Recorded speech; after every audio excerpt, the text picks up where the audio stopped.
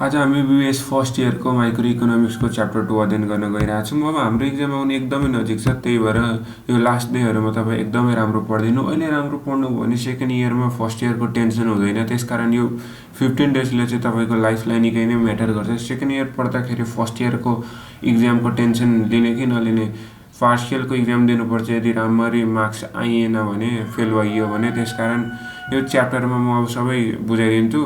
यो च्याप्टर 2 बाट चाहिँ प्रत्येक इक्जाममा क्वेसन पर्ने गरिरहेको छ। अब 2 मार्क्सको त फिक्स पर्छ, अनि 10 मार्क्स कि त 15 मार्क्सको पर्ने भन्ने हुन्छ। योभन्दा अगाडि चाहिँ अब 2080 मा पनि सोधेको छ, यहाँ 2079 मा पनि 10 मार्क्सको सोधेको छ, अनि त्यसपछि 78 मा पनि सोधेको छ, यहाँ देख्न सक्नुहुन्छ। अनि अब ढिला नगरिकन यो च्याप्टर स्टार्ट गर्छु। मार्केट इक्विलिब्रियम भनेको छ, बजारको सन्तुलन भनेको छ। अब बजारको सन्तुलनभित्र तपाईँले मार्केट इक्विलिब्रियमभित्र दुईवटा मात्रै कुरा पढ्नुपर्छ क्या। तपाईँले एउटा डिमान्ड पढ्नुपर्छ। डिमान्ड भनेको इन्भर्स रिलेसनसिप हुन्छ, त्यसकारण यस्तो हुन्छ डिमान्ड कर्भ, होइन? यो हाम्रो डिमान्ड कर्भ हो। अनि अर्को भनेको तपाईँले के पढ्नुपर्छ? Supply curve. सप्लाई कर्भ चाहिँ जहिले पनि हाम्रो यस्तो हुन्छ। अब यही डिमान्ड कर्भभित्र तपाईँले सिफ्ट पढ्नुपर्छ। सिफ्ट भनेको चेन्ज हुने हो, कि त राइटतिर जाने कि त लेफ्टतिर जाने डिमान्ड कर्भ यसरी। अनि सप्लाईमा पनि सिफ्ट गर्नुपर्छ। अनि त्यसपछि अर्को भनेको चाहिँ मुभमेन्ट पढ्नुपर्छ कि। मुभमेन्ट भनेको एउटै एक्सिसमा मुभ हुने हो। अब त्यो सिफ्ट मुभमेन्ट डिमान्ड कर्भमा हुन्छ। यो चाहिँ धेरैवटा फ्याक्टरहरूले गर्दाखेरि हुन्छ। त्यो फ्याक्टरलाई चाहिँ हामी के भन्छौँ? डिटर्मिनेन्ट्स भन्छौँ। अब डिमान्डलाई असर गर्ने कुराहरू के हुन्? तिनीहरूलाई हामी डिटर्मिनेन्ट भन्छौँ। अब इन्कम अफ द कन्ज्युमर हुन्छ, price of the related good हुन्छ नि, यी चाहिँ सबै हाम्रो डिटर्मिनेन्ट्स भयो। डिटर्मिनेन्ट भनेको डिमान्ड अथवा सप्लाईलाई असर गर्ने कुराहरू। डिमान्डलाई असर गर्ने कुरालाई डिटर्मिनेन्ट्स अफ डिमान्ड भनिन्छ, अथवा त्यसलाई फ्याक्टर्स पनि भन्दा हुन्छ। अब तपाईँले यहाँनिर क्वेसन के भनेको थियो? Explain the factor that cause shift in demand curve. अब सुरुमा सिफ्ट बुझ्नु पऱ्यो नि। मैले अब तपाईँहरूलाई डिमान्डको डेफिनेसन अहिले दिनँ, किनभने त्यो एकदम बेसिक कुरा हो। अब सिफ्ट बुझ्नु है। सिफ्ट बुझ्नको लागि सायद सुरुमा अब यो वाइ एक्सिस तान्नु। वाइ एक्सिसले जहिले पनि हाम्रो प्राइसलाई देखाउँछ। अनि त्यसपछि एक्स एक्सिस तान्नु। एक्स एक्सिसले जहिले पनि हाम्रो क्वान्टिटीलाई देखाउँछ। अब मैले के भने, डिमान्डको इन्भर्स रिलेसनसिप हुन्छ, यस्तो रिलेसनसिप हुन्छ, इन्भर्स रिलेसनसिप। किनभने अब प्राइस बढी हुँदाखेरि तपाईँ डिमान्ड कम गर्नुहुन्छ नि त। यहाँ यो वाइ एक्सिसले के देखाएको छ भन्दाखेरि प्राइस देखाएको छ, होइन? प्राइस। अनि त्यसपछि प्राइस यहाँनिर हुँदाखेरि हेर्नु त, यहाँनिर हुँदाखेरि डिमान्ड कति थोर छ? डिमान्ड यति हुन्छ। अब खसीको मासु अहिले 1000 रुपियाँ केजी छ, 2000 रुपियाँ केजी हो भने तपाईँ खान खोज्नुहुन्छ त? खोज्नुहुन्न नि त। तर प्राइस कम भयो भने डिमान्ड चाहिँ बढी हुन्छ। यो केसमा प्राइस भनेको यहाँनिर छ, यहाँ। त्यही भएर डिमान्ड चाहिँ हाम्रो कति छ? बढी छ। किन भन्दाखेरि खसीको मासु 200 रुपियाँ केजी भयो भने सबैजना मान्छे किनेर खान थाल्छन्। अब यो चाहिँ हाम्रो एक्स एक्सिसले क्वान्टिटी देखायो। अब त्यहाँनिर सिफ्ट इन डिमान्ड कर्भ भनेको थियो। अब यो पहिलो केसमा चाहिँ हाम्रो यहाँनिर यो क्वान्टिटी भयो, होइन? अनि त्यसपछि यसको लागि प्राइस चाहिँ कति भयो? यति भयो क्या। यो यहाँनिर ओ लेख्यौँ भने ओपी प्राइसमा ओ कि ऊ क्वान्टिटी आउँथ्यो भनिन्थ्यो। त्यसपछि अब सिफ्ट भनेको कि त डिमान्ड कर्भ यता राइटतिर जानु, होइन यसरी, अनि कि त लेफ्टतिर जानु क्या। अब लेफ्टतिर आउनु भनेको डिमान्ड घट्नु हो भने राइटतिर जानु भनेको डिमान्ड बढ्नु हो। लेफ्टतिर आउनु भनेको डिमान्ड घट्नु हो, यो कुरा सम्झिनु। लेफ्टतिर जानु भनेको डिमान्ड घट्नु, राइटतिर जानु भनेको डिमान्ड बढ्नु। अब यहाँ लेफ्टतिर आयो भने यहाँ ओक्यू थियो भने अब कति हुन्छ डिमान्ड हेर्नु है। ओक्यूबाट झरेर यतापट्टि आयो। यसलाई OQ1 मानौँ, यो OQ1। अनि राइटतिर जानु भनेको फेरि हाम्रो के हो? डिमान्ड बढ्नु हो। अब डिमान्ड कर्भ यता राइटतिर गयो भने डिमान्ड बढेको छ। OQ भन्दा उतापट्टि गएको छ कि छैन? डिमान्ड बढेको छ। अब यो सिफ्ट चाहिँ के कारणले गर्दा हुन्छ पढ्नुपर्छ एउटा कुरा। अनि अर्को चाहिँ छ मुभमेन्ट छ क्या। मुभमेन्ट झन् सजिलो सिफ्ट भन्दाखेरि। मुभमेन्टको लागि तपाईँले एउटा मात्रै डिमान्ड कर्भ बनाउनुपर्छ, बुझ्नुहुन्छ? यो हाम्रो वाइ एक्सिस हो। वाइ एक्सिसले जहिले पनि प्राइस देखाउँछ। यो एक्स एक्सिस हो, क्वान्टिटी देखाउँछ। अब मुभमेन्ट भनेको यो डिमान्ड कर्भ हो। अब मानिलिउँ सुरुमा क्वान्टिटी डिमान्ड यति छ, यो ओक्यू क्वान्टिटी डिमान्ड छ, अनि प्राइस चाहिँ हाम्रो यहाँ हेर्नुहोस्, प्राइस चाहिँ हाम्रो ओपी छ भनौँ। अब मुभमेन्ट भनेको चाहिँ यही डिमान्ड कर्भमा मुभ हुने क्या, कि तलतिर आउने। यसरी तलतिर आयो भने डिमान्ड बढिरहेछ, होइन? अनि प्राइस चाहिँ घटेको छ सुरुभन्दा, कि त हाम्रो माथितिर जाने। अब माथितिर जाने भनेको फेरि यसरी माथितिर त्यही डिमान्ड कर्भको माथि गयो भने डिमान्ड घटेको छ, फेरि प्राइस बढेको छ। यस्तोलाई भन्छ मुभमेन्ट भन्छ। तपाईँको एउटै डिमान्ड कर्भमा तीनवटा इक्विलिब्रियम आयो कि आएन, हो यसलाई चाहिँ मुभमेन्ट भन्छ। अहिले चाहिँ हामीलाई क्वेसनले के सोधेको थियो भन्दाखेरि सिफ्ट सोधेको थियो। सिफ्ट हुँदाखेरि के भयो, यहाँ सुरुको इक्विलिब्रियम यहाँनिर थियो भने दोस्रो केसमा इक्विलिब्रियम हाम्रो पछाडि सरो, तेस्रो केसमा अगाडि सरो। अब यो सिफ्ट चाहिँ के कारणले गर्दाखेरि हुन्छ, सिफ्ट भनेको डिमान्डको डिटर्मिनेन्ट्सको कारणले गर्दाखेरि हुन्छ। त्यो पढ्यौँ। सबैभन्दा सुरुमा चाहिँ इन्कम अफ द कन्ज्युमर। तपाईँको इन्कम बढ्यो भने तपाईँले सामान किन्न सक्ने क्षमता बढ्छ कि बढ्दैन? बढ्छ नि त। मानिलिउँ होइन, तपाईँको अहिलेको मासिक स्यालेरी कति छ भन्दाखेरि 30,000 छ मानिलिउँ। यदि तपाईँको 50,000 पुग्यो भने तपाईँ अझ बढी लत्ता कपडा किन्नुहुन्छ होइन, तपाईँ अझ बढी खानेकुरा किन्नुहुन्छ। त्यसकारण इन्कम बढ्यो भने डिमान्ड बढ्छ। अब यहाँनिर इन्कम बढ्दाखेरि डिमान्ड बढ्छ भनेको छ, त्यसभित्र पनि गुडलाई छुट्याइदिएको छ क्या। एउटालाई चाहिँ भन्छ हाम्रो नर्मल गुड्स भन्छ। नर्मल गुड्स भनेको चाहिँ तपाईँलाई चाहिने क्या, जस्तै अब लत्ता कपडा भयो, अनि त्यसपछि तपाईँले चामलहरू भयो होइन, यस्तोलाई चाहिँ नर्मल गुड भन्छ क्या, दैनिक जीवनमा चाहिराख्ने कुराहरू। तपाईँको पैसा बढ्यो भने तपाईँ चामल पनि अलिक राम्रो किन्नुहुन्छ, बासमती चामल खान थाल्नुहुन्छ होइन। अनि त्यसपछि तपाईँ कपडा थोरै किन्न सक्नुहुन्थ्यो, जुत्ताहरू किन्न सक्नु हुँदैन थियो भने तपाईँको इन्कम बढेपछि तपाईँ जुत्ताहरू पनि बढी किन्नुहुन्छ। हो तिनीहरू भनेको चाहिँ नर्मल गुड हुन् क्या। अनि नर्मल गुडको केसमा चाहिँ डिमान्ड जहिले पनि बढ्छ। अब डिमान्ड बढ्नुको मतलब के हो भन्दाखेरि राइटवार्डतिर सिफ्ट हुनु हो क्या। यो ओरिजिनल थियो भने तपाईँको डिमान्ड बढ्नु भनेको यतापट्टि जानु हो नर्मल केसको गुडमा। अब इन्फेरियर गुडमा भन्ने पनि छ, इन्फेरियर गुडको कन्डिसनमा चाहिँ डिमान्ड घट्छ।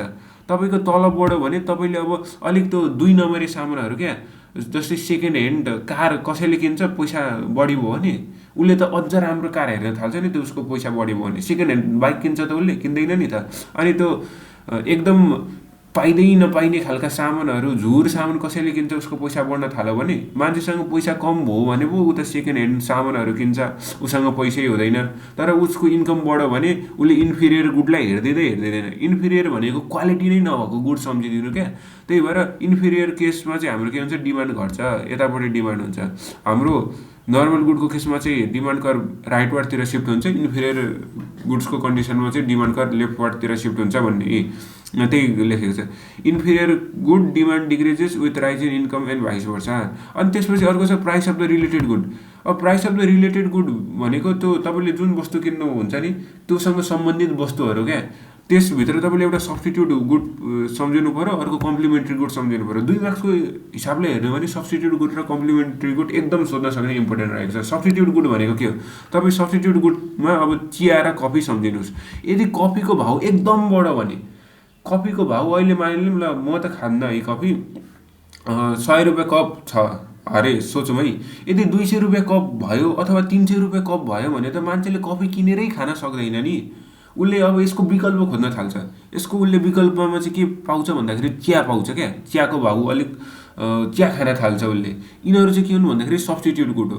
Those good are said to be substitute good if price of one good rises. यदि एउटाको प्राइस बढ्दाखेरि अर्कोको डिमान्ड बढ्दियो भने त्यसलाई सब्स्टिट्युट भनिदिने क्या। अब यो चिया र कफीको इक्जाम्पल दिनु सब्स्टिट्युट गुडमा।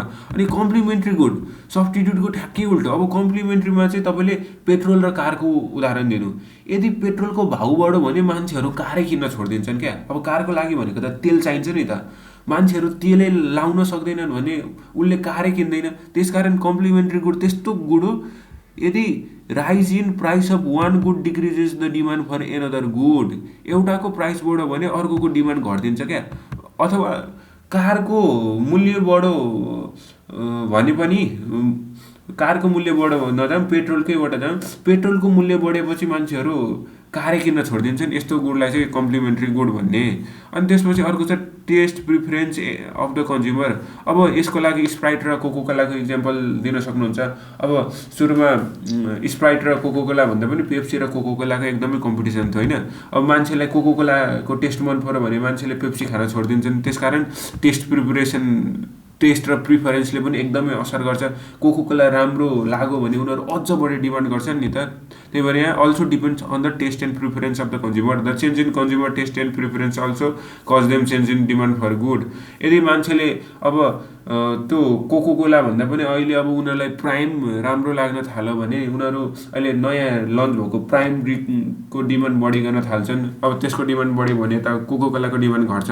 अनि एडभर्टाइजमेन्टले पनि डिमान्डले एकदमै असर पार्छ है। जस्तै अहिले नेपालको कन्टेक्स्टमा हेऱ्यो भने नेपाल प्रिमियर लिगको एडभर्टाइजमेन्ट यति गरेको छ भनेर साध्य छैन। सोसियल मिडिया खोल्नुहोस् एनपिएल मात्रै छ, त्यही भएर त्यसको टिकटको डिमान्ड यति बढ्यो कि टिकटहरू कति छिटो सेल भइदिन्छ, एकैछिनमा सिद्धिहाल्छ, हाउसफुल भइदिइहाल्छ नेपाल प्रिमियर लिगको। त्यही भएर एडभर्टाइजमेन्टले डिमान्डलाई के गर्छ भन्दाखेरि बढाउँछ। बढी एडभर्टाइज गर्यो भने डिमान्ड पनि बढी हुन्छ, कम एडभर्टाइजमेन्ट गर्यो भने त्यही कुरा लेखेको छ। There is great importance of advertisement. अब इक्जाममा लेख्दाखेरि यस्तै कुरा लेख्ने हो, एडभर्टाइजमेन्ट लेख्दिने there is great importance of advertisement good which are widely advertise become popular people can get information about various. जस्तै अब म आफ्नो यो भिडियोहरू त्यति एडभर्टाइज नै गरेको छैन, त्यही भएर मेरो भिडियोमा भ्यू नै आएको छैन, डिमान्डै कम छ मेरो भिडियोको। तर अब अरू ठुल्ठुलो युट्युबरहरूले चाहिँ अब एडभर्टाइज गरिरहन्छन् होइन, मेसेन्जरमा पठाइदिइरहन्छन्, त्यही भएर उनीहरूको भिडियोको डिमान्ड बढी छ। अनि अर्को छ population in its composition. Increase in population increases demand for necessary of life. ल जनसङ्ख्या बढ्यो भने डिमान्ड पनि बढ्छ नि त, किनभने मान्छेलाई चाहिने खानेकुरा अनि लत्ता कपडा यिनीहरू पनि उनीहरूलाई बढीभन्दा बढी चाहिन्छ। As the number increases the their consumption rate also increases भन्न सकिन्छ। त्यही भएर पपुलेसन एन्ड इट्स कम्पोजिसन भनेको छ। अनि द एभाइलेबिलिटी अफ क्रेडिट, यो भनेको चाहिँ ब्याङ्कहरूले लोन दिन थाल्यो भने होइन, ब्याङ्कले विभिन्न किसिमको फ्यासिलिटिज दियो भने मान्छेहरूले घर किन्न सक्ने हुन्छन्। त्यही भएर घरको डिमान्ड बढ्छ, कार किन्न सक्छन्, भलै ऋण देला तर उनीहरूको डिमान्ड त बढ्छ नि त। त्यही भएर द एभाइलेबिलिटी अफ क्रेडिट पनि भन्न सक्नुहुन्छ। अनि एक्सपेक्टेसन छ। अनि त्यसपछि यहाँनिर अर्को इकोनोमिक इफिसियन्सी भन्ने छ। यो चाहिँ हाम्रो फर्स्टमा यो हेरौँ तपाईँको के भन्दाखेरि सिफ्ट इन डिमान्ड कर्भ होइन, यहाँ फिगरमा पनि देखाएको थियो। सिफ्ट भनेको बुझ्नु पनि राइटतिर कि लेफ्टतिर सिफ्ट हुने। अब मुभमेन्ट चाहिँ एउटा मात्रै कुराले हुन्छ क्या, जस्तै यो सिफ्ट चाहिँ यति धेरै कुराले भएको थियो, यो सिफ्ट भने मुभमेन्ट चाहिँ एउटा मात्रै कुराले हुन्छ, त्यो कमोडिटीको प्राइसले हुन्छ क्या। मानिलिउँ सुरुको डिमान्ड यहाँ थियो भनौँ न, यो ओक्यू डिमान्ड गरिरहेको थियो होइन, अनि प्राइस चाहिँ कति थियो भन्दाखेरि ओपी थियो भने अब उसले प्राइस घटायो भने, प्राइस उसले P1मा पुऱ्यायो भने, यो P1मा पुऱ्यायो भने उसको डिमान्ड कति हुन्छ भन्दाखेरि यहाँ हेर्नु त डिमान्ड बढ्यो कि बढेन। उसले प्राइस बढायो भने डिमान्ड बढ्यो। अनि त्यसपछि उसले प्राइस घटायो भने डिमान्ड बढ्यो। सरी, उसले प्राइस यहाँ P1मा घटायो भने डिमान्ड बढ्यो, प्राइस घटायो भने डिमान्ड बढ्यो।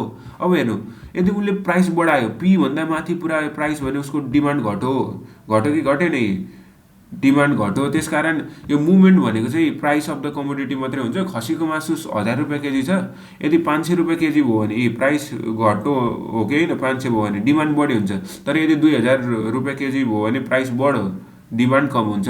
मुभमेन्ट चाहिँ एउटा मात्रै कारणले गर्दाखेरि हुन्छ। तपाईँलाई इक्जाममा difference between movement and shift पनि सोध्छ।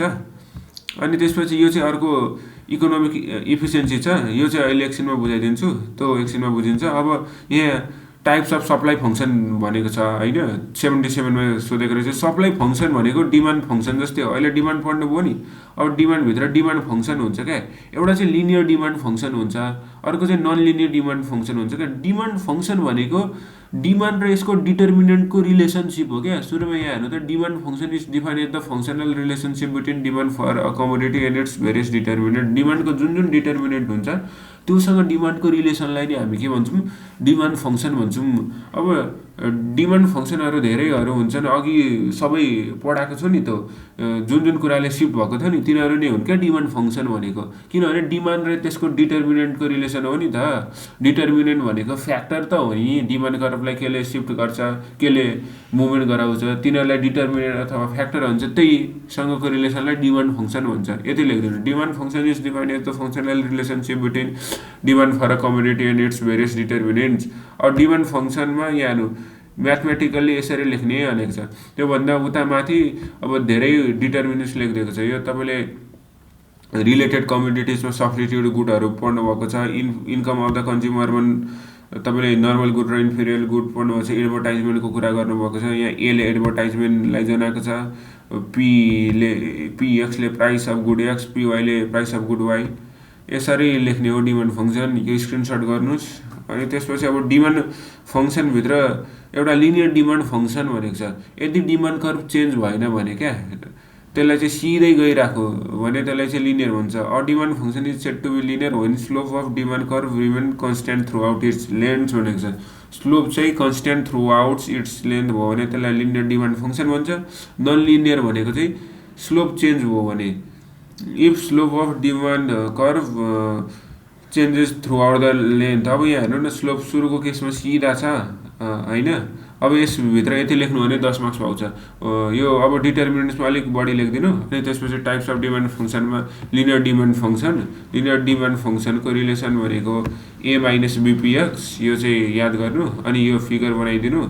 In the diagram AB is linear demand curve. Such kind of linear demand curve represent linear demand function. It shows autonomous demand at zero price. Price 0 हुँदाखेरि कहाँनिर price यहाँनिर 0 हुँदाखेरि यो केसमा demand भनेको ओबी छ, धेरै नै छ डिमान्ड। अब कुनै पनि वस्तु फ्रीमै दियो भने त सबैले डिमान्ड गरिहाल्छ नि। अनि प्राइस यहाँनिर ओए हुँदाखेरि डिमान्ड चाहिँ लगभग 0 छ। अनि नन लिनियर डिमान्ड फङ्सनको पनि त्यही कुरा लेख्ने। अनि अब यहाँ डिटर्मिनेन्ट्स अफ डिमान्ड भने जस्तै डिटर्मिनेन्ट अफ सप्लाई पनि हुन्छ क्या। सप्लाई कर्भ चाहिँ कस्तो हुन्छ तपाईँको, डिमान्ड कर्भभन्दा ठ्याक्कै उल्टो यो ओरिजिनबाट गएको हुन्छ।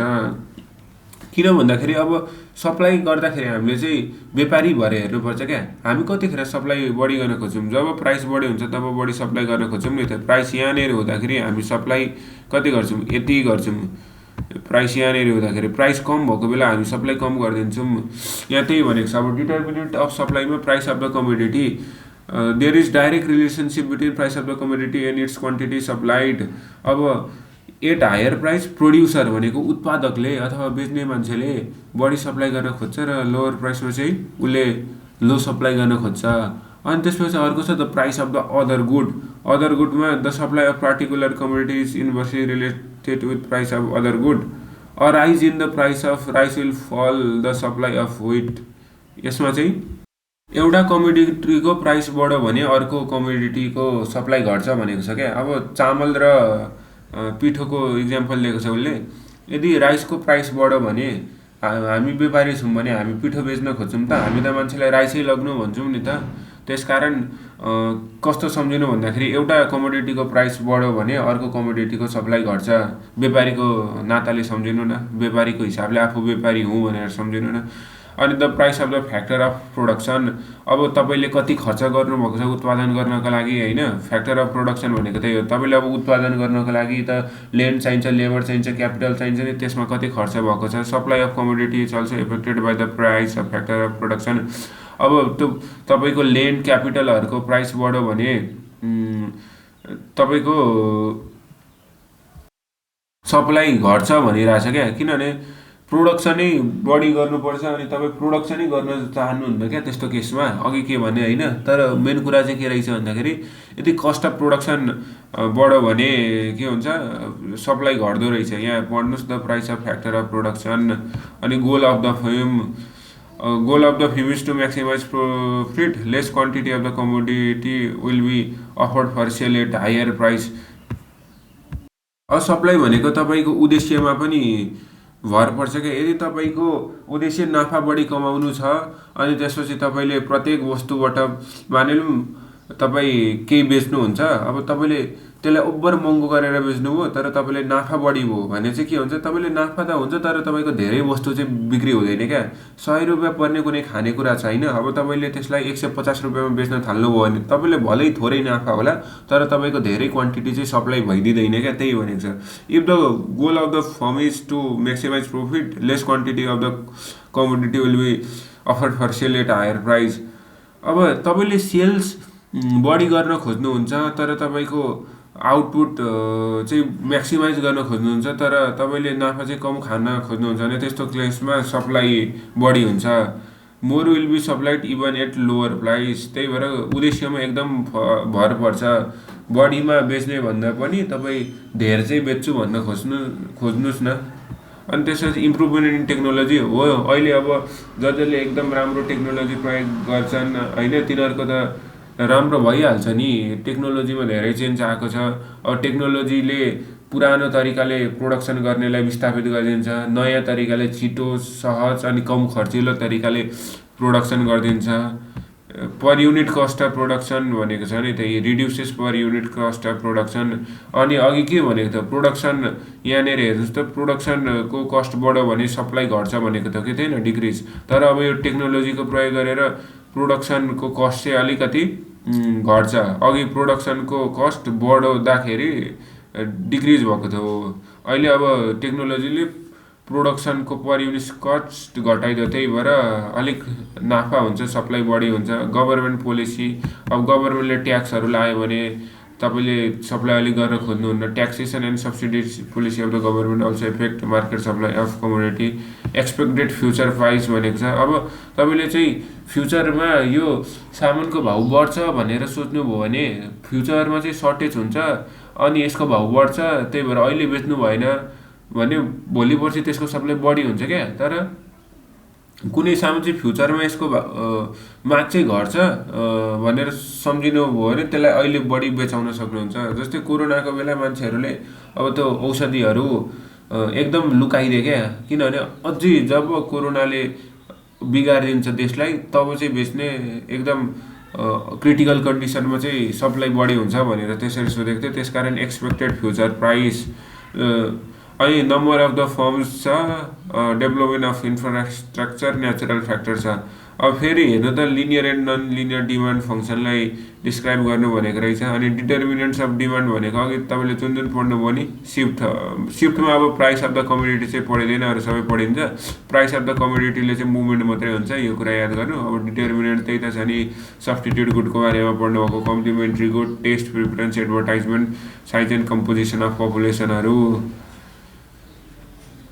अनि अब यहाँनिर मुभमेन्ट एलोङ डिमान्ड कर्भ छ। अनि अर्को फेरि के छ भन्दाखेरि सिफ्ट। यो सिफ्ट अघि मैले देखाइदिएको फिगर बनाएर मुभमेन्ट भन्यो भने चाहिँ हाम्रो प्राइसको कारणले गर्दाखेरि मात्रै हुन्छ क्या।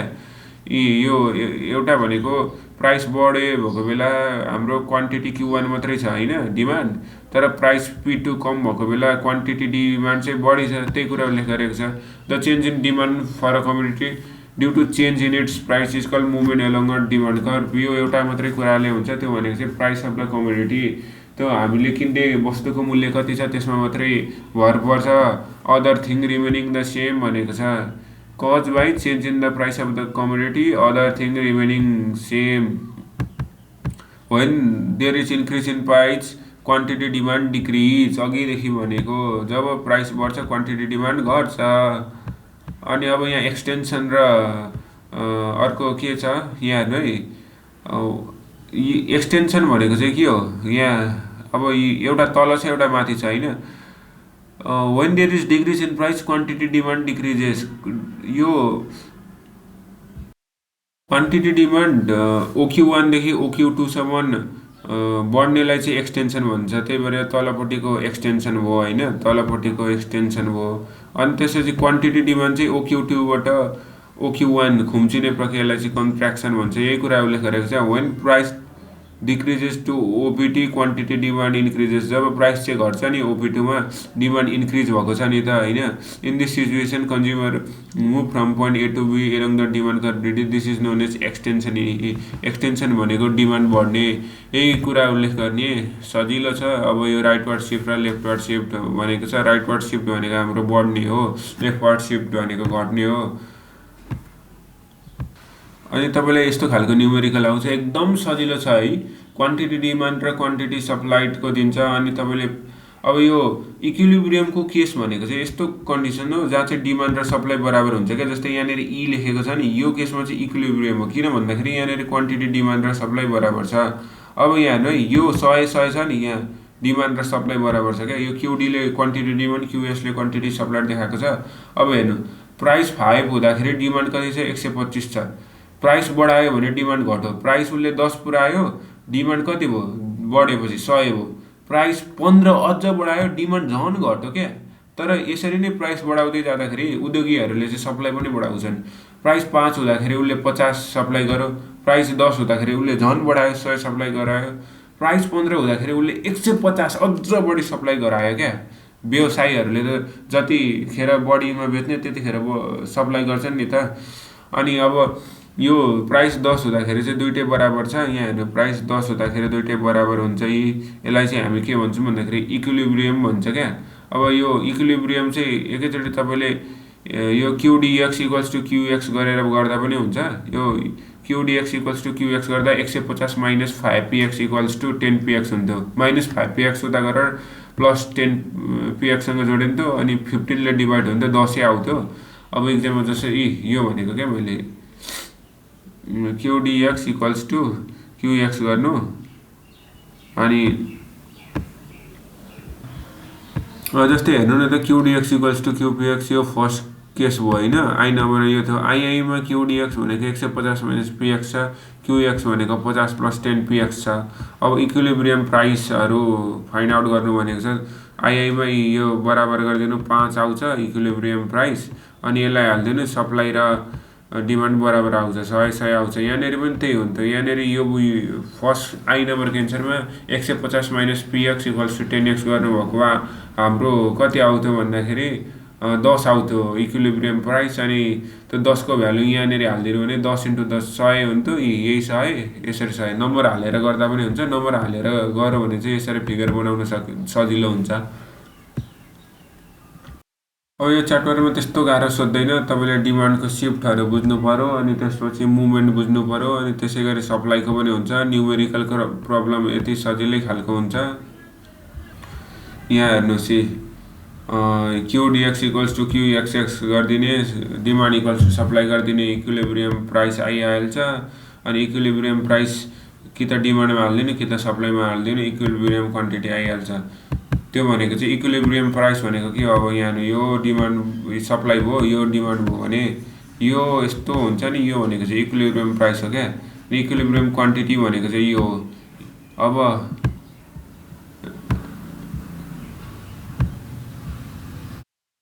यहाँ हेर्नुहोस् यहाँनिर भनेको क्वान्टिटी डिमान्ड र क्वान्टिटी सप्लाई बराबर हुन्छ क्या, 60-60 हुन्छ यस्तो कन्डिसनमा।